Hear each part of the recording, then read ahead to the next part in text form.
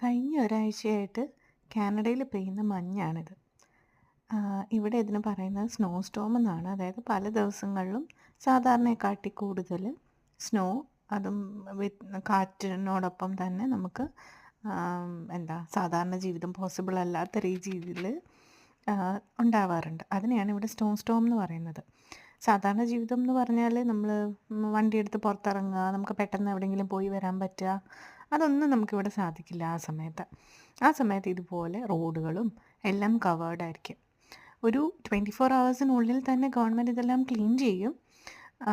ചെറിയ മഞ്ഞ് പെയ്ത്തേ ഉള്ളൂ എന്നുണ്ടെങ്കിൽ അപ്പോൾ തന്നെ ക്ലീൻ ചെയ്യും.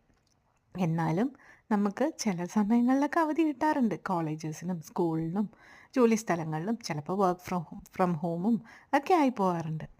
ഇതൊരു പുതിയ എക്സ്പീരിയൻസ് ആയിരുന്നു ഞങ്ങളുടെ ഫസ്റ്റ് വിൻ്ററിൽ.